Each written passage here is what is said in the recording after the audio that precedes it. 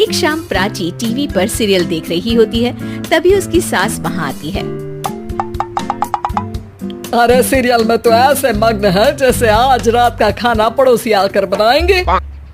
मुझे पता ही नहीं था आपने अपने बेटे की शादी पड़ोस में भी की हुई है। मतलब? मतलब इस घर में सारा काम बहू ही करती है, आप तो सिर्फ खर्राटे मारती हैं। अच्छा जी, फिलहाल तो तुम आराम फरमा रही हो, चलो जाओ, ये मेरे टीवी देखने का समय है। आहा, इसीलिए मुझे भगाया जा रहा है। सॉरी, अब तो बिल्कुल नहीं जाऊंगी। प्राची की इस बात पर दोनों सास बहू के बीच टीवी रिमोट के पीछे बच्चों जैसे छीना झपटी शुरू हो जाती है, जिसके बीच श्लोक भी काम से घर वापस आ जाता है। आज मेरी चूहे बिल्ली की जोड़ी किस बात पर झगड़ रही है? अरे तेरे बीवी मुझे टीवी ही नहीं देखने दे रही। अरे तुम्हारी मम्मी मुझे खाना बनाने के लिए फोर्स कर रही है। अरे वाह, ऐसे बेतुके रीजन पर तो बच्चे भी झगड़ा नहीं करते। अरे मुझे कुछ मत बोल, सब इसने ही शुरू किया है। हाँ हाँ, जैसे आप तो बहुत दूध की धूली है ना। अरे बस दोनों चुप। प्राची जाओ, खाने की तैयारी करो। और माँ तुम छोड़ो, तुम्हें क्या बोलूं, शांति से अपना सीरियल देखो, मुझे दोबारा लड़ने की आवाज सुनाई नहीं देनी चाहिए। ऐसा बोलकर श्लोक वहाँ से चला जाता है, जिसके पीछे पीछे प्राची भी कुछ न कुछ बड़बड़ाते हुए रसोई में चली जाती है। हाँ हाँ, सासू जी को तो कुछ बोलेंगे ही नहीं, बस मुझ पर ही हुक्म चलता है, खाना बनाओ, जैसे मैं इनके घर में खाना बनाने के लिए आई हूँ। इसी तरह शाम बीतती है और रात को श्लोक और प्राची की सास खाना खाकर सोने चले जाते हैं, लेकिन प्राची गुस्से में कुछ खाए बिना काम में ही लगी रहती है। इस घर में किसी को घंटा फिक्र नहीं पड़ता, मैं खाऊं या भूखी रहूं। प्राची कुछ देर के लिए रसोई से बाहर जाती है और जैसे ही वापस आती है तो वहाँ दूध का भरा ग्लास देखकर हैरान रह जाती है। फिक्र पूरी है, बस दिखाना नहीं है। प्राची दूध पीकर सोने चली जाती है और अगली सुबह एक बार फिर सास बहू का कार्टून नेटवर्क स्टार्ट हो जाता है। ये तुमने ही किया है। अरे अजीब जबरदस्ती है, मैं बोल रही हूँ मैंने कुछ नहीं किया। दोनों ने मिलकर पूरे घर को पागल खाना बनाया हुआ है।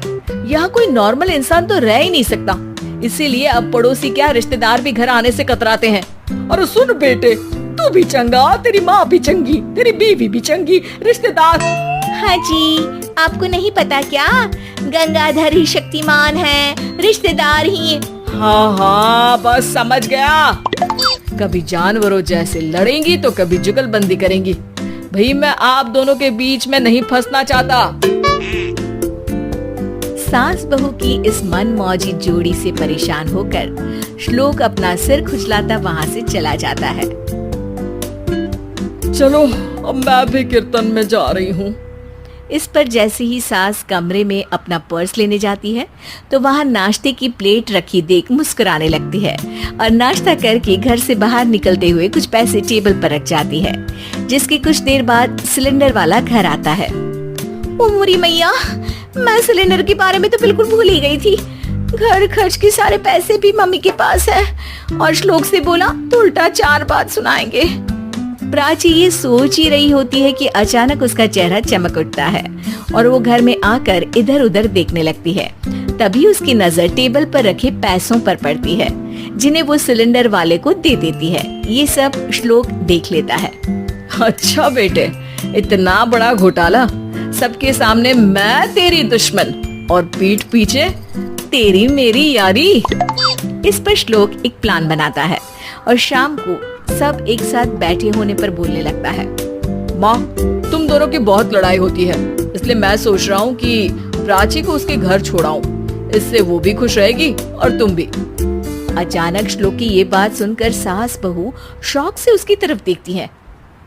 अरे ऐसे कैसे घर छोड़ाओगे, मुझे कहीं नहीं जाना। अरे तुमने बोला नहीं पर मैंने सुन लिया, तुम्हें मम्मी के साथ रहना अच्छा नहीं लगता, मुझे पता है।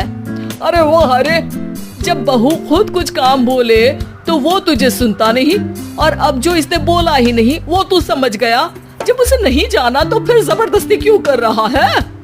अच्छा, फिर आपको मौसी के घर छोड़ाता हूँ, बस अब आप दोनों एक घर में एक छत के नीचे नहीं रह सकती। मैं इस टॉम एंड जेरी की जोड़ी को और नहीं झेल सकता। है? ऐसे कैसे नहीं रह सकते? तुम्हें इतनी दिक्कत है तो तुम्हारा बोरिया बिस्तर पैक कर देती हूँ, लेकिन मम्मी जी कहीं नहीं जाएंगी। बिल्कुल यही सुनना था मुझे। अगर दोनों में इतना ही प्यार है फिर हर वक्त ये लड़ाई का नाटक क्यों करती हो? देखा मैंने कैसे माँ किचन में दूध रखती है और तुम उनके लिए कमरे में नाश्ता रखती हो, और कैसे वो पहले ही तुम्हारी दिक्कत समझकर घर में पैसे रखकर बाहर जाती है। अरे भाई, इतना ड्रामा तो डेली सोप में भी नहीं होता जितना तुम दोनों ने इस घर में फैलाया हुआ है। तू हमें टॉम एंड जेरी बोलता है ना, तो याद कर वो दोनों भी एक दूसरे को बाहर वालों की बुरी नजर से बचाने के लिए हमेशा सबके सामने लड़ते थे, लेकिन अकेले में दिक्कत के समय मदद भी तो करते थे। बस हमारा रिश्ता भी कुछ ऐसा ही है। और वैसे भी अगर सास बहू में तू मैं नहीं होती तो दुनिया वालों को कहानियाँ कैसे मिलेंगी?